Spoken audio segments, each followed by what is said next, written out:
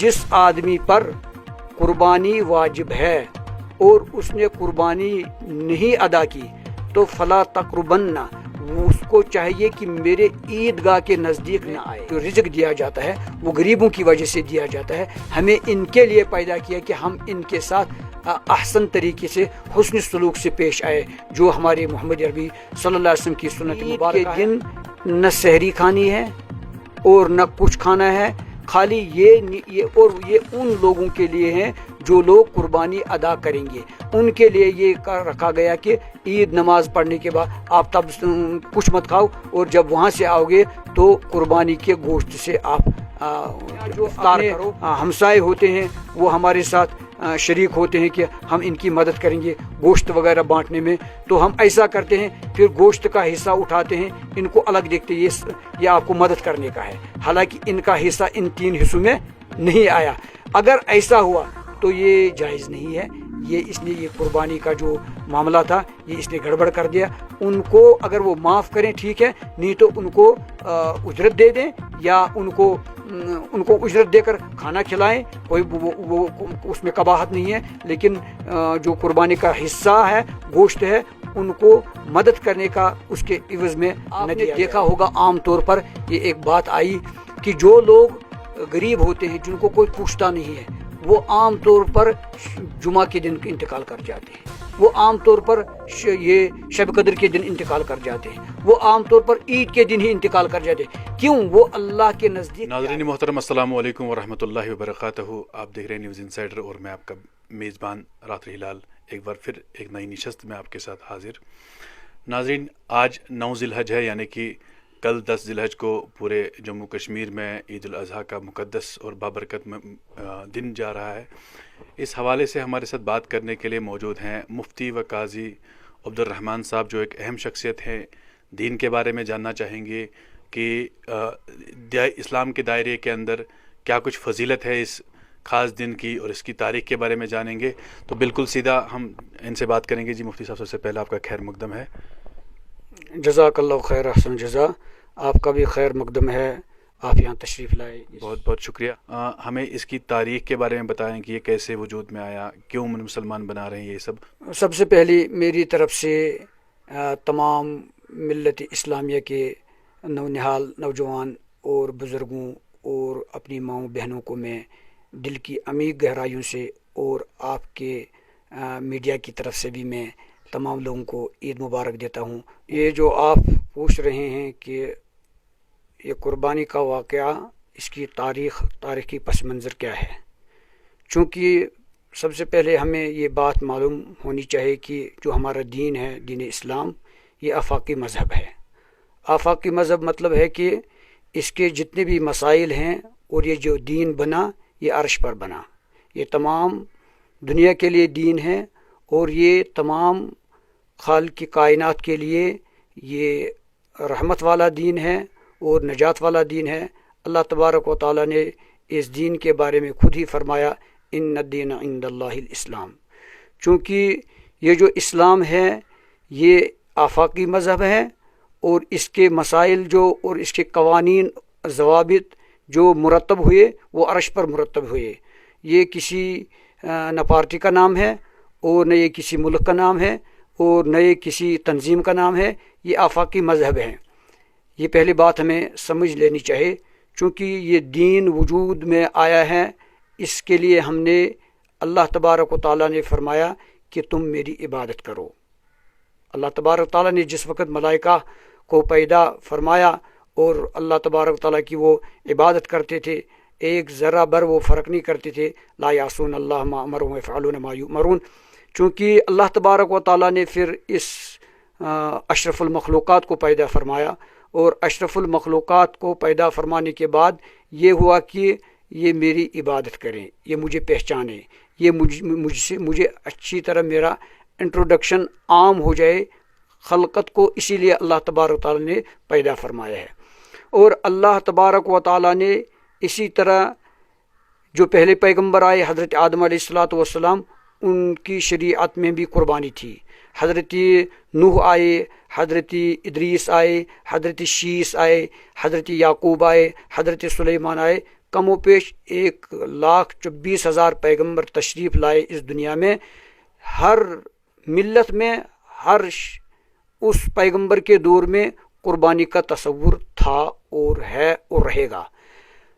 آخر میں جو یہ اس وقت جو قربانی ہے یہ سنت ابراہیمی ہے. سنت ابراہیمی یہ تاریخ کا بہت بڑا باب ہے، بہت بڑا ایک دروازہ ہے اور سبق آموز باب ہے یہ، چونکہ اللہ تبارک و تعالی نے حضرت ابراہیم علیہ السلام کو آخری عمر میں بیٹا دیا جس کا نام حضرت اسماعیل ذبیح اللہ علیہ السلام ہے. چونکہ نام تو اصل اسماعیل ہے، لقب ذبیح اللہ ہے. چونکہ اللہ تبارک و تعالیٰ نے جب ان کو یہ بیٹا عطا فرمایا، پھر حضرت ابراہیم کو یہ کہا گیا کہ آپ اس کو اللہ کے راستے میں قربان کر لیجئے. اور اللہ تبارک و تعالیٰ نے اس سے پہلے حضرت ابراہیم کے 6 امتحان لیے تھے، یہ 7واں امتحان تھا. اور حضرت ابراہیم علیہ السلام کا نام قرآن مقدس میں 72 جگہ آیا ہے، 72 مرتبہ. اور اللہ تبارک و تعالیٰ نے حضرت ابراہیم کو یہیں سے کہا کہ میں نے آپ کو اپنا دوست بنایا. ایک تو یہ ہے کہ حضرت ابراہیم خود کہیں، آپ کہیں، میں کہوں کہ ہم اللہ کے ساتھ دوستی رکھتے ہیں، لیکن نہ، حضرت ابراہیم کو یہ کہا گیا کہ آپ میرے دوست ہیں. میں نے واتخذا، میں نے آپ کو بنایا دوست.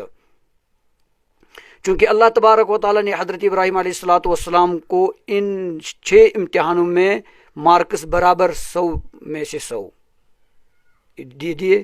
اور جو یہ آخری امتحان حضرت اسماعیل علیہ السلام کو قربان کرنے کا تھا، اس میں بھی حضرت ابراہیم علیہ السلام نے اپنے تقوی، اپنے ایمان، اپنے نبی ہونے کا مکمل حق ادا کیا کہ اللہ تبارک و تعالیٰ کے راستے میں اپنے بیٹے، اکلوتے بیٹے کو. اور فلما اسلم وتلہ للجبین ونادیناہ ان یا ابراہیم، قرآن پاک میں تفصیل سے واقع ہے کہ اللہ جب حضرت ابراہیم کو لٹایا، حضرت اسماعیل کو لٹایا گیا تو گردن کو تھوڑا، چہرے اقدس کو نیچے کی طرف کیا گیا تاکہ قدرت شفقت مت غالب آ جائے. حضرت ابراہیم پیغمبر تھے لیکن بشر تھے، اس لیے بشریت بھی ساتھ ہے. تو اللہ تبارک و تعالیٰ نے جس وقت حضرت ابراہیم علیہ السلام نے چھری کو شروع کر دیا، بسم اللہ اللہ اکبر، تو اللہ تبارک و تعالیٰ نے فرمایا بھائی آپ تو کامیاب ہو گئے.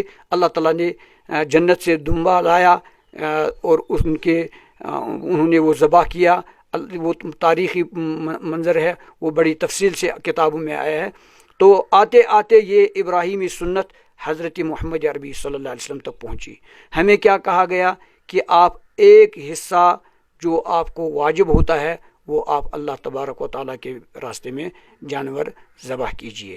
تو اللہ تبارک و تعالیٰ نے جناب محمد عربی صلی اللہ علیہ وسلم کا کیا طریقہ تھا کہ حضرت پیغمبر نے اپنی طرف سے پوری امت کی طرف سے قربانی فرمائی ہے، اور حضرت علی کو بھی یہ فرمایا کہ میرے طرف قربانی کیا کرو. معلوم ہوا کہ اللہ کے رسول صلی اللہ علیہ وسلم اس قربانی کو بہت متبرک، اور جن لوگوں پر واجب ہے ان کو ضروری کرنی ہے، اور جن لوگوں کو واجب نہیں ہے ان کو ضروری نہیں ہے. البتہ یہ مسئلہ ہے کہ قربانی جانور میں کچھ غلطیاں ہوتی ہے.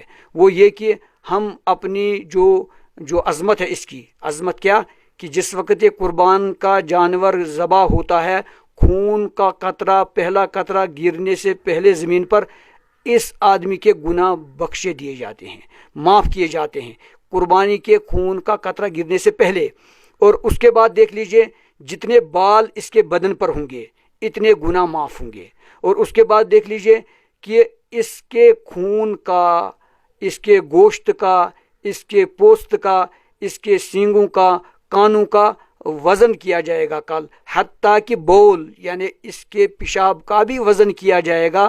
اس کے بدلے اس آدمی کو نیکیاں دی جائیں گی. اور یہ اتنا عظمت والا کام ہے. جناب محمد عربی صلی اللہ علیہ وسلم نے فرمایا کہ حدیث پاک ہے کہ من کان لہ وسعہ فلم یدح فلا تقربن مصلنا، جس آدمی پر قربانی واجب ہے اور اس نے قربانی نہیں ادا کی تو فلا تقربن، اس کو چاہیے کہ میرے عیدگاہ کے نزدیک نہ آئے. یہ کون فرما رہے ہیں؟ جناب محمد عربی صلی اللہ علیہ وسلم. میں آپ کو ایک مثال دوں گا. اگر ہمیں کسی کے ساتھ ناراضگی ہے، ہم اس کے ساتھ ملاقات کرنے نہیں جائیں گے. اگر تھوڑی اور زیادتی ہے تو اس کے ساتھ ہم بات ہی نہیں کریں گے. اگر اور زیادتی یعنی سر سے پانی اوپر چلا جائے گا، ہم کہیں گے یار ہمارے گھر میں داخل نہیں ہونا ہے نا. محمد عربی صلی اللہ علیہ وسلم فرما رہے ہیں کہ جس پر قربانی واجب ہے پھر وہ قربانی نہ کرے، وہ عیدگاہ کی طرف نہ آئے. چونکہ اللہ تبارک تعالیٰ ہمیں قربانی کرنے کی توفیق عطا فرمائے. اور خصوصی گزارش یہ ہے کہ جو لوگ قربانی کریں گے کل انشاءاللہ تعالی اللہ تعالیٰ قبول فرمائے. چونکہ جس وقت وہ عید نماز پڑھنے کے لیے جائیں گے کہ ان کو چاہیے کہ کچھ نہ کھائیں.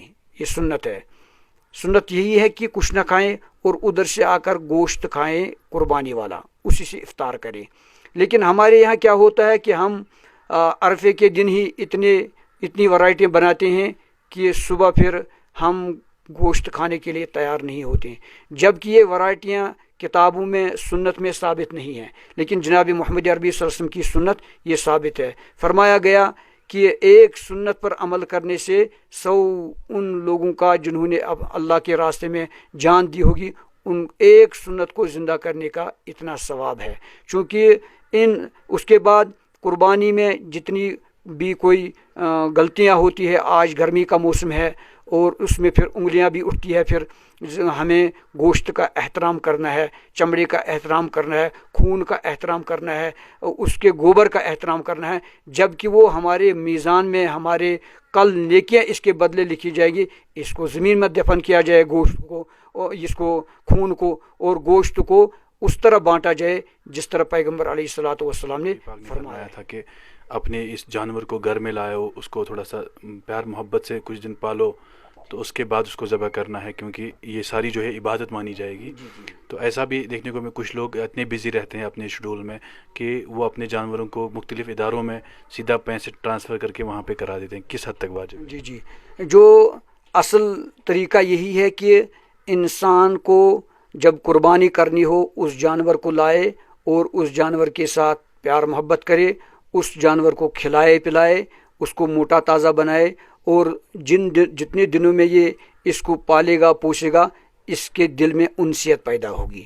چونکہ جو آج یہ آپ نے جو ذکر فرمایا کہ بعض لوگ مدارس میں یا ایک جگہ جمع ہو کر قربانی کرتے ہیں، اس کے بارے میں یہ جو قربانی ہے یہ اجتماعی قربانی نہیں ہے. یہ اجتماعی قربانی نہیں ہے، یہ انفرادی قربانی ہے. یہ اس طرح ہے کہ جس طرح وکیل بناتے ہیں. مثال کے طور پر بعض علاقے وہ ہیں جہاں آپ قربانی نہیں کر سکتے ہیں، بعض لوگ وہ ہیں جو خود قربانی نہیں کر سکتے ہیں، بعض لوگ وہ ہیں جو دنیائی مصروفیات میں بزی ہے یا اخروی اپنے آخرت میں مصروف ہیں، وہ ایسا نہیں کر سکتے ہیں. لیکن وہ وکیل بناتے ہیں کسی شخص کو، کسی مدرسے کے عالم کو یا محتمم صاحب کو یا گاؤں کے کسی بڑے کو، وہ وکیل بناتے ہیں کہ میری طرف سے آپ قربانی کریں. اب آپ کا یہ سوال کہ جائز ہے ناجائز ہے، یہ جائز ہے. مثال کے طور پر آپ کو میں ایک مثال دے دوں گا، 2-3 مثالیں 5-6 مثالیں ہیں کہ آپ جس وقت شادی ہوتی ہے اس وقت جو دلہا اور دلہا تو حاضر ہوتا ہے، دلہن حاضر نہیں ہوتی ہے، وہ اپنی طرف سے وکیل بناتی ہے. وہ ایجاب قبول وہاں دلہا اور وکیل کے درمیان ہوتا ہے. ایک بات. دوسری بات ہے جس وقت آپ حج پر جاتے ہیں، اللہ تعالیٰ آپ سب لوگوں کو حج کرائے، آپ کو بھی اور ہمیں بھی زیارت نصیب فرمائے، اور جو لوگ ہمارے سامعین ناظرین دیکھنے والے ہیں اللہ تبارک تعالیٰ ان کے تمام خاندانوں کو ان کو زیارت رسول صلی اللہ علیہ وسلم عطا فرمائے، اس دولت سے نوازے. چونکہ وہاں پر حاجی خود قربانی نہیں کرتے ہیں، وہاں ایک جیسے یہاں پر ہے مدارس، اس طرح وہاں بھی نظم ہوتا ہے، تو وہاں نام لکھے جاتے ہیں کہ ہمارے طرف سے قربانی کریں. تو کیا ان کی قربانی ادا ہوئی یا نہیں ہوئی، اس کا نکاح ادا ہو گیا یا نہیں ہو گیا، یہ وکالتاً ہوتا ہے. یہ جائز ہے، جائز نہیں ہے کہ افضل اور بہتر شکل ہے، جبکہ اس کے پاس گھر میں انتظامات نہ ہو سکیں، کہ اس سے بہتر ہے کہ کہیں واجب چھوٹ نہ جائیں تو کہیں نہ کہیں اور مدارس میں اور ایک بات ہے وہ یہ کہ بعض علاقوں میں ایسا ہوتا ہے قربانی نہیں ہوتی ہے، غربا لوگ ہوتے ہیں تو ان تک گوشت پہنچ جاتا ہے۔ تو دوسری بات ہے کہ جو یہ نظم چلا آ رہا ہے کہ کہیں ایسا ہوتا ہے پورے گھر میں ایک حصہ قربانی واجب ہے، لیکن اگر ان کو پورا 7 حصے خریدنے پڑیں گے، ان کو ایک مثال بڑا جانور خریدنا پڑے گا یا چھوٹا جانور وہ بھی مہنگا آئے گا، اس طرح جو مثال قربانی کے قریب قریب ہے وہ پوری واجب نہیں ہے لیکن ایک ہی حصہ ہے، تو وہ اس طرح ایک حصہ مدرسے میں دے سکتا ہے۔ یہ بہت اچھا عمل ہے، جو چھوٹ جانے سے تو بہتر ہے کہ ادا ہو جائے، چونکہ اس میں کوئی قباحت نہیں ہے، حتیٰ کہ جناب محمد عربی صلی اللہ علیہ وسلم نے اپنی طرف سے، اپنی جانب سے، یعنی خود تمام امت کی طرف سے قربانی ادا کی۔ امت نے فرمایا تھا ان کو، امت نے نہیں کہا تھا۔ پیغمبر علیہ الصلوۃ والسلام کی یہ شفقت تھی، وہ رحمت للعالمین صلی اللہ علیہ وسلم تھے، انہوں نے امت کی طرف سے قربانی کی۔ اور حضور کے ہی دور میں بعض ایسے بھی صحابہ ہیں جن کو یہ اجازت دی گئی بھائی ہماری طرف سے قربانی کرو، اور اس میں کوئی قباحت نہیں ہے۔ یہ بہت اچھا قدم ہے، بہت اچھا عمل ہے۔ اللہ تبارک تعالیٰ جن لوگوں نے قربانی کا ارادہ رکھا ہے، اللہ تبارک تعالیٰ ان کی قربانیاں قبول فرمائے۔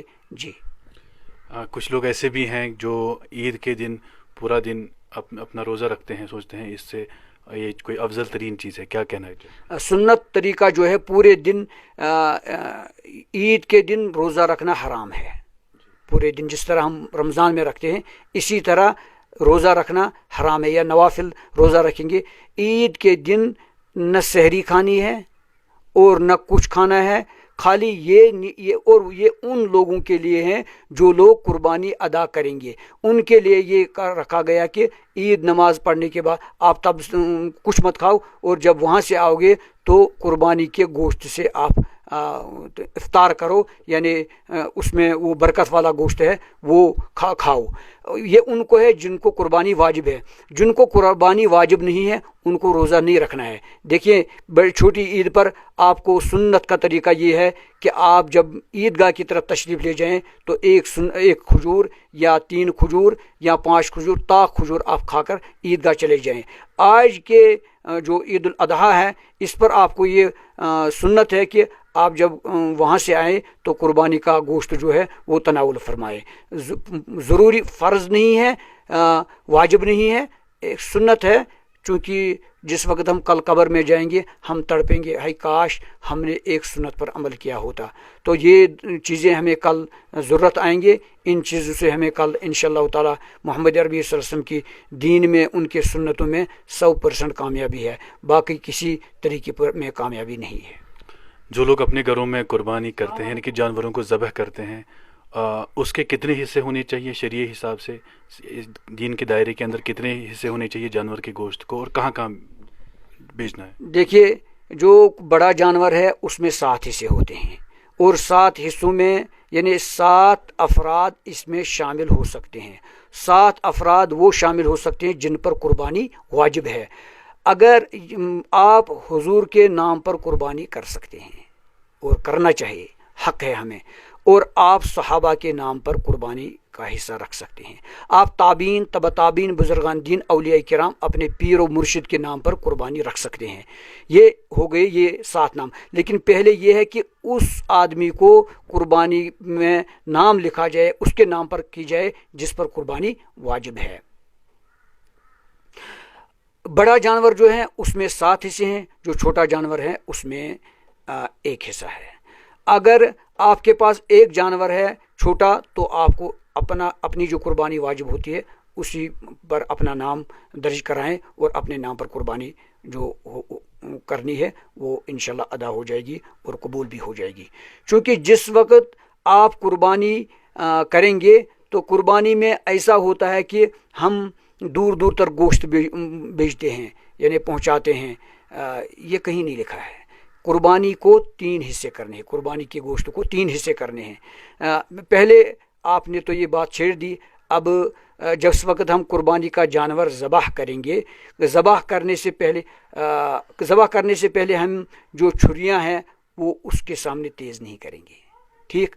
اور قربانی کے جانور کو اچھی طرح احسن طریقے سے لٹائیں گے اور قبلہ رخ کریں گے، یعنی قبلے کی طرف اس کا چہرہ ہونا چاہیے، اس کا منہ ہونا چاہیے. اور اس کے بعد جس وقت ہم نیت کریں گے، اچھا ہے کہ اگر آپ نے کسی عورت کے نام قربانی واجب ہے، ان کو بھی اگر وہ حاضر ہو جائے گی مگر پردے میں ہو کر، اور وہ قربانی کے جانور پر یہ ہاتھ رکھ سکتی ہے. اسی طرح جب نیت پڑھنی ہے تو نیت یہی ہوگی کہ ہاں میں نے فلانی کے نام پر قربانی کرنی ہے، اور عربی میں نیت یاد ہے تو بہت اچھا ہے، یاد نہیں ہے تو آپ کشمیری میں بھی کسی بھی زبان میں نیت کر سکتے ہیں. آپ اردو میں، کشمیری میں، ہندی میں، انگریزی میں، جو بھی زبان ہے اس میں آپ نیت کر سکتے ہیں. میں نے آپ سے پہلے عرض کیا دین آفاقی ہے، یہ تمام مخلوقات کو اللہ نے پیدا کیا. اس نے جو زبانیں ہیں یہ بھی اللہ تبارک تعالیٰ نے پیدا فرمائی ہے، اور جو دل ہمارے ہیں ان کو بھی اللہ تبارک تعالیٰ نے پیدا فرمایا ہے. چونکہ اللہ کو سب معلوم ہے، وہ سب بولیاں سمجھتا ہے کیونکہ اس کی مخلوق ہے. چونکہ جس وقت ہم اس کو لٹائیں گے پھر 2.5 سیکنڈ سے زیادہ ہم اس میں دیر نہیں کریں گے. دیکھیے ہمارے یہاں ایسا ہوتا ہے کہ بعض لوگ نیت پڑھتے ہیں، پھر چھری کو تیز کرتے ہیں، پھر یعنی ایسا کرتے کہ جانور کو پتہ بھی نہیں، بسم اللہ اللہ اکبر، بسم اللہ اللہ اکبر، بسم اللہ اللہ اکبر، اس کو اور چھری اتنی تیز رکھنی ہے تاکہ اس کو کوئی تکلیف نہ پہنچے. اور جس وقت اس کو یہ رگ جو ہیں یہ کٹنی چاہے، اور جس وقت جانور یہ بالکل ٹھنڈا ہو جائے گا. بعض لوگ ایسا کرتے ہیں کہ جانور ابھی بیچارہ گرم ہی ہوتا ہے، وہ ابھی پھڑپھڑاتا ہے تو اس کی کھال اتارنی شروع کر دیتے ہیں. یہ طریقہ صحیح نہیں ہے. جب جانور اچھی طرح ٹھنڈا ہو جائے، یہ پوری طرح معلوم ہو جائے کہ ہاں جی جانور بالکل اس کی جان نکل گئی، اس کے بعد پھر ہم جو کھال ہے اس کو اتارنا شروع کریں. اور جب اتاریں گے اس کے بعد اچھی طرح بڑے احترام سے، کیونکہ کل میں نے پہلے آپ سے عرض کی کہ پہلے یہ جو تمام چیزیں ہیں یہ کل ہمارے نیکیاں ہوں گے، ان کو بڑے ادب احترام سے اس کے بعد اپنے اس کو 3 حصے کرنے ہیں. کتنے حصے؟ 3 حصے. نمبر 1 ہے جو اپنے گھر والے ہیں، اپنا جو پریوار ہے. نمبر 2 ہے اپنے جو ہمسائے ہیں، رشتہ دار ہیں. اور نمبر 3 ہے جو غریب غربا ہے. ان 3 کے حصے. یہ ضروری نہیں ہے ہمارا حصہ قربانی کا گوشت یہاں پہنچے اسلام آباد. یہ ضروری ہے کہ اپنے ہمسایوں کو، اپنے رشتہ داروں کو، اپنے یہ جو غریب غربا حضرات ہیں یا اپنا پریوار ہے ان کو کھلائیں. اور اس کے بعد اور بھی کچھ غلطیاں ہوتی ہیں، وہ میں آپ سے کہہ دوں کہ جس وقت ہم ذبح کرتے ہیں، جو ذبح کرنے والا ہے اس کو ہم اجرت دینی چاہے، مزدوری دینی چاہے. اگر وہ معاف کرے تو ٹھیک ہے، لیکن گوشت عوض میں نہیں دینا چاہے. یا جو اپنے ہمسائے ہوتے ہیں وہ ہمارے ساتھ شریک ہوتے ہیں کہ ہم ان کی مدد کریں گے گوشت وغیرہ بانٹنے میں، تو ہم ایسا کرتے ہیں پھر گوشت کا حصہ اٹھاتے ہیں، ان کو الگ دیکھتے ہیں یہ آپ کو مدد کرنے کا ہے، حالانکہ ان کا حصہ ان 3 حصوں میں نہیں آیا. اگر ایسا ہوا تو یہ جائز نہیں ہے. اس نے یہ قربانی کا جو معاملہ تھا یہ اس نے گڑبڑ کر دیا. ان کو اگر وہ معاف کریں ٹھیک ہے، نہیں تو ان کو اجرت دے دیں یا ان کو اجرت دے کر کھانا کھلائیں. کوئی وہ اس میں قباحت نہیں ہے، لیکن جو قربانی کا حصہ ہے، گوشت ہے، ان کو مدد کرنے کا اس کے عوض میں نہ دیا جائے. اس کے بعد گوشت کو جو مثال آج گرمی کا موسم ہے، آج گوشت کو بڑے احتیاط سے رکھنا ہے. اور جو چیزیں ہیں مثال کے طور پر اوجڑی ہے یا گوبر ہے اس کو راستے میں نہیں پھینکیں گے. پیغمبر علیہ الصلاۃ والسلام نے فرمایا کہ ایمان کی 70 سے زیادہ شاخیں ہیں، جو افضل شاخ ہے وہ لا الہ الا اللہ محمد رسول اللہ صلی اللہ علیہ وسلم ہے. اور جو ادنا ہے وہ یعنی ادنا شاخ وہ ہے راستے سے تکلیف دہ چیز کو ہٹانا. اگر ہم اس اوجڑی کو، اس گوبر کو، ہڈیوں کو، سینگ وغیرہ راستے میں پھینکیں گے تو ہم نے پیغمبر علیہ الصلاۃ والسلام کی سنت پر عمل نہیں کیا. اس کو ہم کوشش کریں گے دفنانے کی. ان جو اجزاء ہے، جو چیزیں ہیں، ان کو ہم دفنانے کی کوشش کریں گے. اس کے بعد گوشت ہم جلدی بانٹیں گے اور گوشت کو سٹور کرنے سے بچا جائے.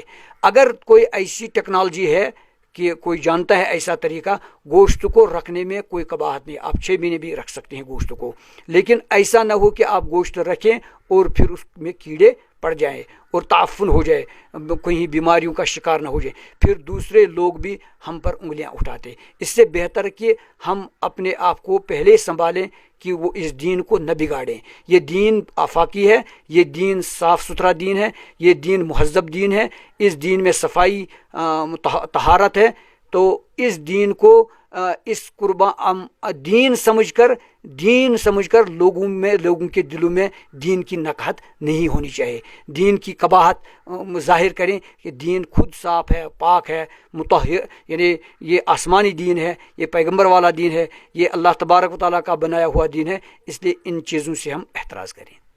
جی، عید کے معنی ہے خوشی، اور خوشی کے اس بابرکت اور مقدس موقع پہ ہمیں اپنے غریبوں، ہمسایوں، دوستوں سب کے دھیان رکھنا چاہیے ان کا، اور خاص کر جو لوگ زیادہ غریب ہیں، جو ہمارے نیبرہڈ میں ہیں۔ کچھ لوگ ایسے بھی ہوتے ہیں جو ان ایسے طبقے کو اپنے گھروں میں نہیں بلاتے، جو با حیثیت لوگ ہیں، جو اللہ تعالیٰ نے مالدار پیدا کیے ہیں، تو ان چیزوں کو، ان لوگوں کو اپنے پاس آنے نہیں دیتے ہیں۔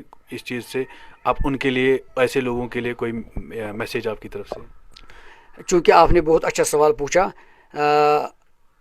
آپ کو یہ معلوم ہونا چاہیے کہ اللہ تبارک و تعالیٰ نے اس انسان کو بنایا، اس انسان کو کوئی فرق مراتب نہیں رکھا، یعنی اس لحاظ سے کہ آپ مالدار ہیں تو آپ بڑے ہو گئے، میں غریب آدمی ہوں میں چھوٹا ہو گیا، نہیں۔ اللہ تبارک و تعالیٰ کے سامنے وہ آدمی اچھا ہے، وہ آدمی نزدیک ہے جس کا تقوی زیادہ ہو، جو اللہ تعالیٰ سے زیادہ ڈرتا ہو۔ آپ نے دیکھا ہوگا عام طور پر یہ ایک بات آئی کہ جو لوگ غریب ہوتے ہیں، جن کو کوئی پوچھتا نہیں ہے، وہ عام طور پر جمعہ کے دن انتقال کر جاتے ہیں، وہ عام طور پر یہ شب قدر کے دن انتقال کر جاتے ہیں، وہ عام طور پر عید کے دن ہی انتقال کر جاتے ہیں۔ کیوں؟ وہ اللہ کے نزدیک پیارے ہیں، اللہ کے نزدیک پیارے ہیں۔ جب دین آیا جناب محمد عربی صلی اللہ علیہ وسلم، ان کو اپنی کوئی جائیداد اتنی نہیں تھی۔ جس وقت وہ پردہ فرما گئے اس وقت بھی انہوں نے کوئی جائیداد نہیں چھوڑی اپنے اولاد کے لیے، چونکہ یہ دین جو ہے یہ بدء الاسلام، یہ اسلام جو شروع ہی ہوا یہ غربت سے شروع ہوا۔ اور آپ کو پتہ ہے کہ اللہ تبارک و تعالیٰ نے قرآن مقدس میں فرمایا ہے کہ بعض لوگ آئے، بڑے بڑے روسا آئے تھے حضور پاک صلی اللہ علیہ وسلم کے پاس، لیکن اللہ تبارک تعالیٰ نے فرمایا پہلے ان غریبوں کو دیکھو، وہ دل سے آپ کے ساتھ ہیں۔ غریب کی بہت بڑی فضیلت ہے اللہ تبارک و تعالیٰ کے یہاں اور جناب محمد عربی صلی اللہ علیہ وسلم کے یہاں۔ آپ کو بہت سے واقعات ہیں جناب پیغمبر علیہ الصلوۃ والسلام کے دور اقدس کے، حضور پاک صلی اللہ علیہ وسلم کے گھر میں جب کوئی ہدیہ آتا تھا تو وہ معلوم کرتے تھے ہمارے یہاں کون غریب ہے، وہ غریبوں کو یہاں سے جا کر گھر میں لے جاتے تھے۔ اس لیے میری گزارش ہے جو ہمارے امیر لوگ ہیں وہ غریبوں کا خیال رکھیں۔ آپ کو رزق دیا جاتا ہے ان غریبوں کی وجہ سے، ہمیں جو رزق دیا جاتا ہے وہ غریبوں کی وجہ سے دیا جاتا ہے۔ ہمیں ان کے لیے پیدا کیا کہ ہم ان کے ساتھ احسن طریقے سے حسن سلوک سے پیش آئے، جو ہمارے محمد عربی صلی اللہ علیہ وسلم کی سنت مبارکہ ہے کہ پیغمبر علیہ الصلوۃ، صحابہ، تابعین، تبع تابعین، تمام لوگوں کی سلف صالحین جتنے بھی ہمارے، کہ وہ غریبوں کے ساتھ بہت ہی اچھے طریقے سے پیش آتے تھے۔ حتیٰ کہ حضرت عائشہ صدیقہ رضی اللہ تعالیٰ عنہ سے معلوم کیا گیا کہ فرمایا کہ ہمارے گھر میں، ہمارے چولہے میں 1 مہینے میں 2 مہینے میں 1 مرتبہ آگ جلتی تھی۔ آپ یہ سمجھیں۔ تو پھر فرمایا گیا پھر آپ کیا کھاتے تھے؟ فرمایا کہ اسودین، یعنی ایک کھجور اور آب زمزم۔ معلوم ہوا حضور خود فاقہ رہتے تھے، حضور خود کفایت شری سے کام کرتے تھے لیکن غریبوں کو پہناتے تھے۔ ایک واقعہ آپ کو معلوم ہونا چاہیے کہ ایک مرتبہ حضور صلی اللہ علیہ وسلم تشریف لے گئے تو ایک بچہ عید کے دن ایک سائیڈ میں بیٹھا تھا، تو ان سے پوچھا بھائی آپ کیوں نہیں کھیلتے ان بچوں کے ساتھ؟ کہا کہ میرا باپ نہیں ہے۔ حضور نے ان کو اپنے کندھے مبارک پر اٹھایا اور کہا آج کی بات تمہارا باپ میں ہوں، اور اس کو کنگا کیا، اس کو تیل لگایا، اس کو نہلایا، اس کو اچھی طریقے سے رکھا۔ اس لیے جو شخص یتیموں کے ساتھ فرمایا گیا اگر یتیم کے سر پر آپ ہاتھ رکھیں گے، جتنے بال آپ کے ہاتھ کے نیچے آئیں گے اتنے گناہ آپ کو معاف ہوتے ہیں۔ اس لیے عید کے دن اپنے غریب، اپنے ہمسایوں کو، اپنے رشتہ داروں کو ضرور یاد رکھیں تاکہ اللہ تبارک و تعالیٰ کا ارشاد آپ پر مکمل ہو جائے، حضور پاک صلی اللہ علیہ وسلم کی جو فضیلت بیان فرمائی ہے وہ ہم پر مکمل ہو جائے، ایک بات۔ دوسری بات ہے کہ عید کے دن جو آپ نے فرمایا خوشی کا دن ہے، یہ ایسا خوشی کا دن نہیں ہے کہ ہم پٹاخے چھوڑیں۔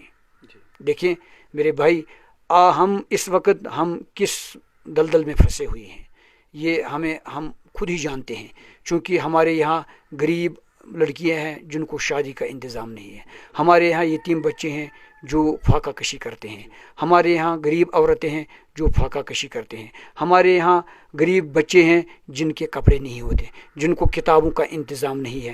اگر یہ پٹاخے والے یہ بچے یہ والدین اگر اپنے بچوں کو کہیں اصل میں ہمارے یہاں طریقہ نہیں ہے کہ دین کی سمجھ نہیں ہے، اگر ان یہ جو پیسہ ہے یہ اب جمع کریں گے ایک گاؤں میں، اگر کچھ نہیں 1000 روپیہ رکھو، 100 گاؤں میں دیکھو کتنا ہو جائے گا۔ پورے جموں کشمیر میں فی الحال پورے جموں کشمیر کی بات کیجئے، پورے جموں کشمیر میں کتنا ہو جائے، فی الحال آپ برنگ کو لیجئے، اگر برنگ میں اتنا پیسہ جمع کیا جائے گا کتنی لڑکیاں شادی کا ان کا انتظام ہو جائے گا، کتنے غریبوں کا انتظام ہو جائے گا۔ لیکن ہمارا کام جو ہے کہ ہم پیسوں کو فضولیات میں خرچ کرتے ہیں، کل اللہ کے یہاں پرسش ہوگی، کل اللہ کے یہاں معلوم کیا جائے گا آپ کو میں نے مال دیا تھا وہ کہاں خرچ کیا، یہ ایسے نہیں ہے، اس کو حساب دینا پڑے گا۔ تو میری گزارش ہے جو پٹاخے کھولتے یہ پہلے دکاندار ہی غلط کرتے ہیں، اور اس سے پہلے والدین کی غلطی ہے جو دینی تعلیمات سے اپنے بچوں کو روشناس نہیں کراتے ہیں، جو طریقہ محمد عربی صلی اللہ علیہ وسلم، طریقہ حضرت ابوبکر صدیق، طریقہ حضرت عمر فاروق، طریقہ حضرت عثمان غنی، ان کا بھی تو بچپن تھا، ان کو سکھلایا جائے، ان کی سیرت پڑھائی جائے، سنائی جائے، تاکہ ہمارا بچہ جو بھٹکا ہوا ہے، ہمارا نوجوان جو بھٹکا ہوا وہ پھر پٹری پر لوٹ آئے، وہ پھر اس دین مبین پر لوٹ آئے، تاکہ اللہ کی رحمت، اللہ کی مدد ہمارے ساتھ شامل حال ہو۔ جی بہت بہت شکریہ آپ کا۔ تو یہ تھے ہمارے ساتھ مفتی و قاضی عبدالرحمن صاحب، بہت ہی اہم شخصیت جنہوں نے اپنی نالج، اپنے ایکسپیرینس ہمارے ساتھ شیئر کی، اپنی دین کے بارے میں اہم جانکاری ہم تک پہنچائی، تاکہ آپ اور ہم مل کر صحیح طریقے سے اپنی قربانی انجام دیں۔ اور ہماری بھی یہی دعا رہتی ہے کہ اس عید پہ اللہ تعالی ہم سب کو خوشیوں سے مالا مال کر دے، اور اس بابرکت دن پہ ہم اپنے غریبوں، مسکینوں، دوستوں، رشتہ داروں کو ضرور یاد کریں۔ دیجیے ہمیں اجازت، اللہ نگہبان۔